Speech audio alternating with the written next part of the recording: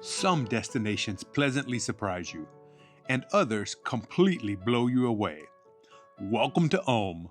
From storybook half-timbered houses to its famously leaning tower and the awe-inspiring second tallest church in the world, this city is packed with history, charm, great food. That is delicious. That is so freaking good. And a few legends along the way. But for some reason, few English-speaking visitors. That's a shame, and we're going to show you why.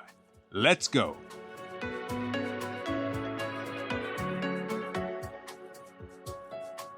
All right, welcome to the Munster, the Ulmer Munster, and this is the second largest Gothic church in Germany.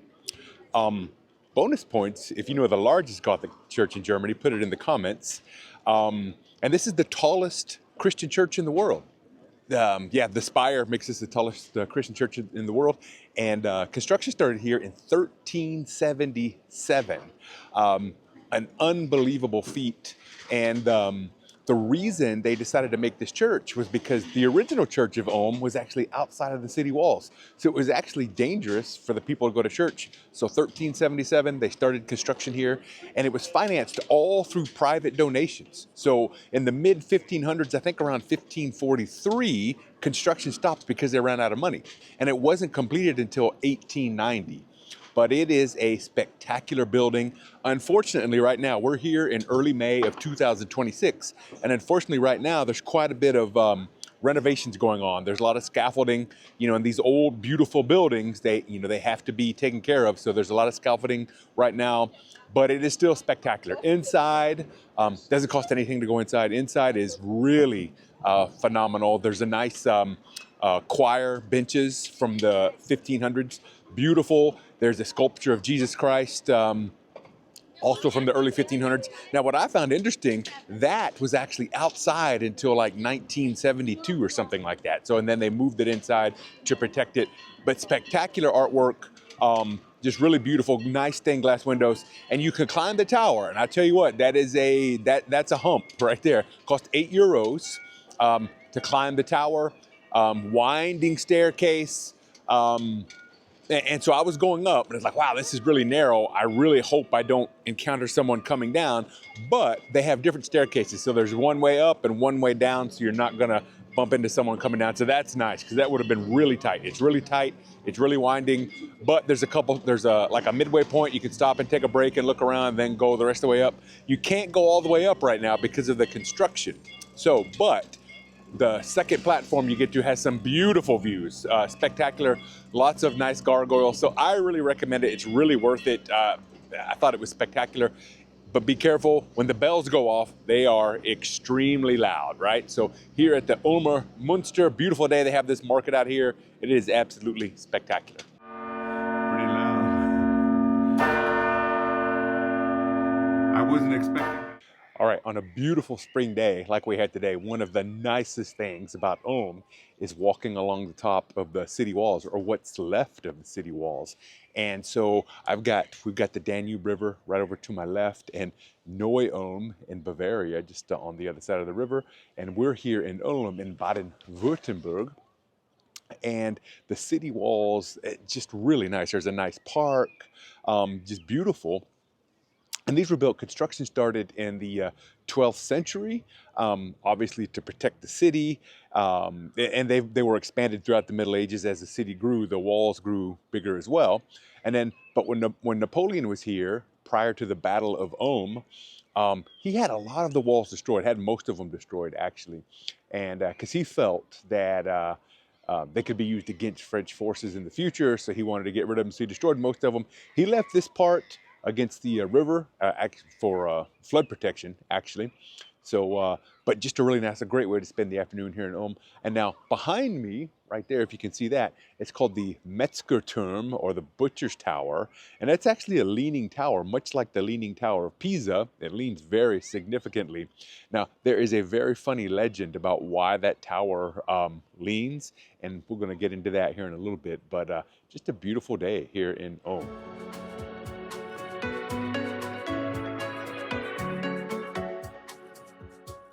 All right, so we are standing on this bridge right over the Donau, or the Danube River. And in front of me is the town of Neu-Ulm, which means New Ulm, and that's in Bavaria. So we got Bavaria right there, and right over here we've got Ulm in Baden-Württemberg. So two cities that kind of are connected by a name, but divided by the river Danube here from Baden-Württemberg and Bavaria.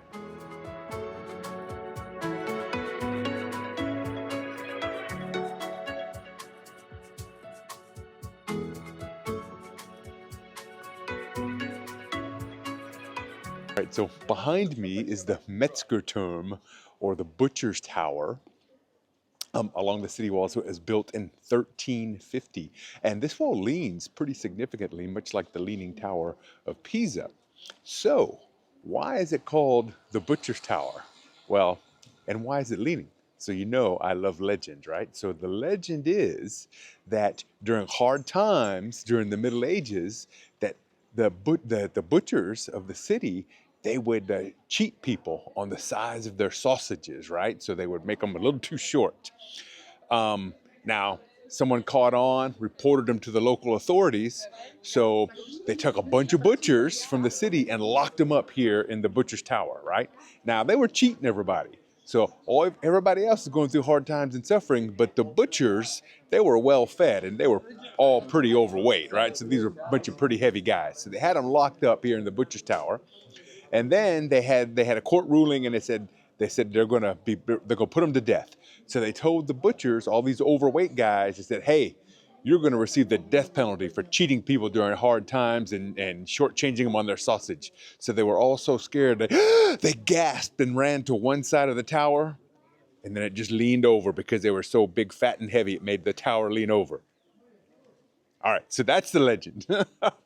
Now, the truth is, it's called the Butcher's Tower because back when it was built in the 1300s, all the butcher shops had to be outside of the city walls, I'm sure, so they could throw all their waste into the Danube River, but they had to have access to the city, so they built this tower with the gate here so the butchers could come into the city, and that's why it was called the Metzgerturm, or the Butcher's Tower. And it leans, I think, just because the foundation, the soil is pretty weak, and maybe some bad wood or whatever, just called it lean over, natural reasons. But I kind of like the legend of the overweight butchers all scared for their lives and running to one side of the building. All right, so we love cake and coffee, Kaffee and Kuchen, and we are here at Café Mohrenköpfle. Since 1910, a tradition here in Ulm, and we have some beautiful cake. This is old school, good cake place, and I have marzipan with, I believe this is walnut, some type of nut. Can't wait to try that. And Betty has, I don't really know what this is, but I can't remember. The lady described it to us. It sounded really good in her description, and I think it is going to be good. And we have some great coffee, so let me try a bite of this. Oh man, I'm so excited. Beautiful day. Absolutely spectacular day.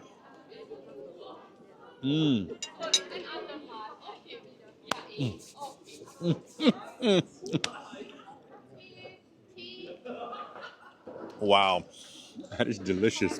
That is so freaking good. I don't know when the last time I had a cake that good. That's pretty spectacular. And now I'm going to do my duty and try some of Betty's. Look at this. Look at this. Oh.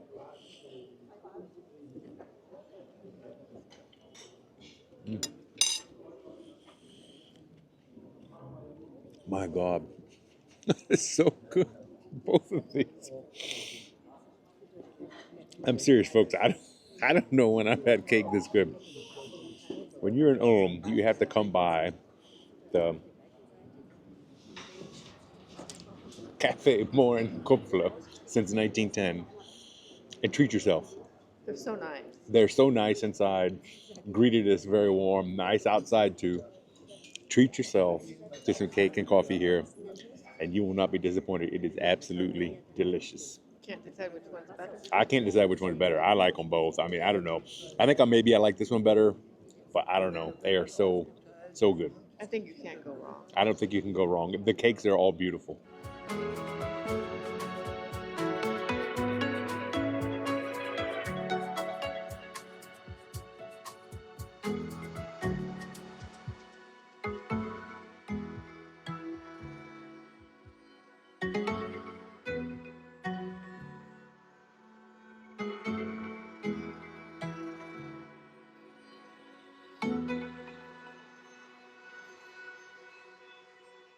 All right, so we are in the Fisherman and Tanner's quarter of Ulm, and this is where the river Blau flows through the city and flows into the Danube River. And so people have lived in this area since the 9th century. Obviously, fishermen and tanners, people who tanned leather. And it's absolutely beautiful. So unlike a lot of the other parts of the city, which were damaged in World War II, the Fisherman's Quarter was not damaged at all. So it's pretty much all original, just lots of beautiful half-timbered houses. Now, of note, there's one particular house called the Schiffle's house, or the Crooked House. And this house was built in 1406, the early 1400s. And it is in the Guinness Book of World Records as being the most crooked hotel in the world. It really leans over the river. It's quite a sight. There's some construction going on right next to it, so it's kind of unsightly a little bit right now, but it's still very beautiful. So something you definitely want to check out. But it's just a really nice part of the city. I mean, really beautiful. Got lots of nice old bridges like this one here, and there's some old water wheels that the tanners use. Some of those are still around, so just a very pleasant, nice part of the city. You got to walk through the Fisherman and Tanner's Quarter when you're in Ulm, and I tell you what, it's definitely a nice part of your trip.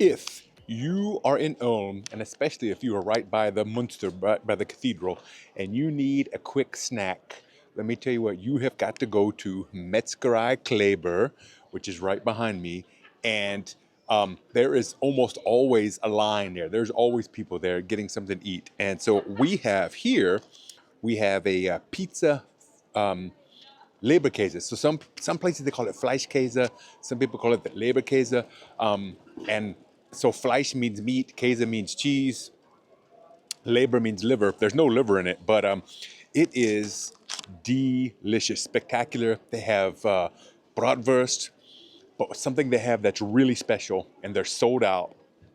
We just had one, and we were so excited about eating it, we didn't get it on video or anything, but they have something called Rindfleisch Asado. So Rindfleisch is beef, and it is this roasted, smoked beef, and it is spectacular. They put it on a roll. They put a little bit of like coleslaw on there and a little bit of like a barbecue sauce. Oh, that was so good, spectacular.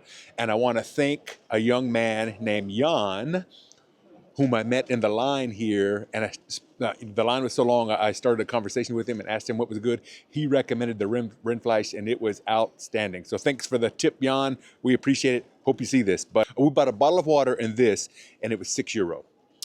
So that's how much this was. So I'm gonna take a bite, but guten Appetit, delicious.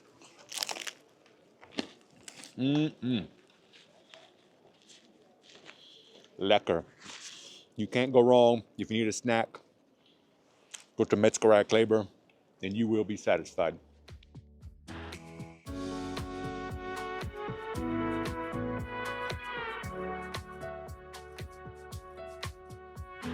If you want to see Ulm at its best, head down from the city wall to the Danube Promenade on a sunny day. This is where the city comes alive. Walkers, joggers, cyclists, families and couples, all out enjoying the sunshine. It's simple, it's local, and it's one of the best ways to experience everyday life in Ulm. So right here where I'm at, in one of the earliest recorded attempts of man to fly was right here in 1811. Albrecht Berblinger, der Schneider, which means the tailor, so he was a tailor who lived here in Ulm. He created some cloth wings, I guess, and tried to, and there was a tower here. He tried to fly across the Danube over to Neu-Ulm on the other side. Was not successful. He wound up being wet, but I guess we learned some things from his attempts, and maybe it helped the Wright brothers later on fly about 100 years later, I guess. But you could climb this tower for some great views up and down the river, and it's really nice right now. But just be warned, when you get up to the top and you start taking photos or whatever, it definitely wobbles. It definitely sways up there. I did not notice it when I was going up or coming down, but when you're up there standing and you're trying to take pictures, you can feel it moving back and forth. So it's a little uneasy. Just be aware of that. But other than that, it's not difficult at all to go up there. There's nice handrail to hold on to for going up and down, and it wasn't too crowded. So nice views up there at the tower to honor old Albrecht Berblinger. This tower was built in 2020 to commemorate his, was it 150th? His would have been his 200th birthday. 250th birthday in 2020 to commemorate Albrecht's 250th birthday. He tried to fly, but just couldn't make it.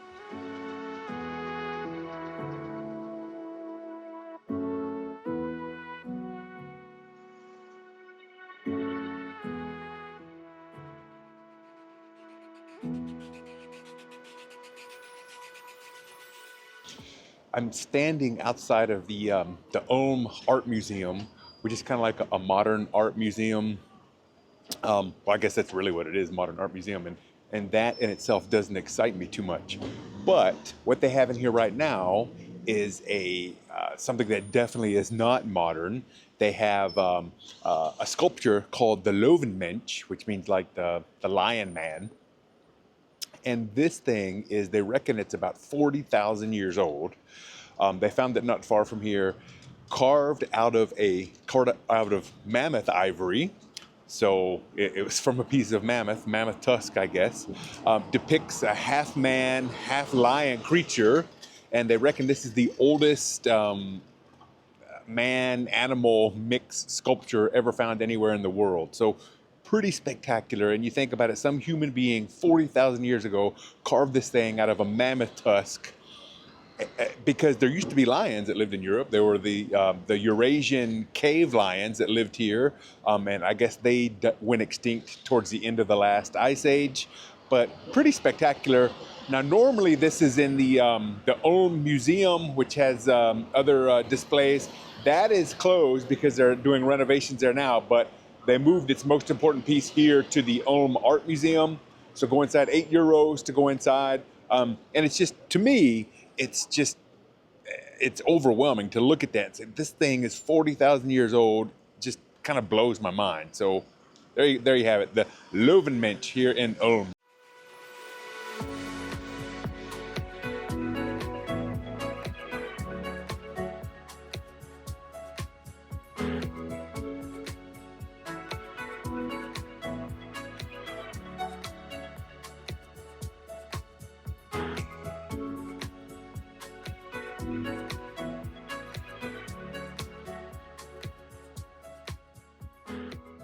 Okay, it is dinner time, Abendessen in Ulm, and I have Allgäu Schnitzel. Now, we're not actually in the Allgäu, but we're pretty close by, just right over the border in Bavaria. I have Schnitzel, and I have Spätzle, and Spätzle is a specialty of Baden-Württemberg.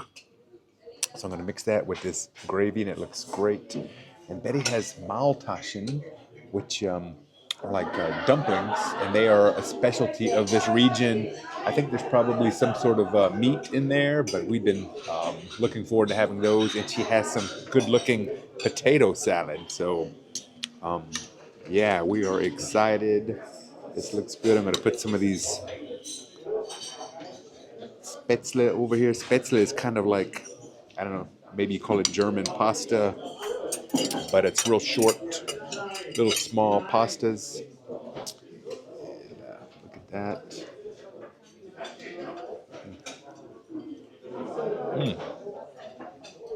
That gravy is really good. I'm gonna cut into the schnitzel. And the schnitzel, it's just like cordon bleu, actually. It has ham inside, a little bit of cheese. That's great. That's really delicious. great meal here we're at a place called Zuchthaus die Schiffleute. I'm not sure what Zuchthaus means, something house, but Schiffleute, people of the ship, I guess. And I think they build the ships here that went out on the Danube River. We're here in the Fisher's Quarter of Ulm. So great meal. It's a beautiful building too, really fantastic outside and inside. So yeah, it's a great meal. Beyond everything we've shown, Ulm is also the birthplace of Albert Einstein. And even though he only spent his first year here, you'll still find a few interesting spots around the city that commemorate the famous physicist. And just outside the center, the stunning Wobbling Monastery, with its awe-inspiring library, is an easy bus ride away. And the stunningly beautiful blue Blautopf is only about 22 kilometers from the city. Thanks so much for watching, keep exploring, and we'll see you in the next one.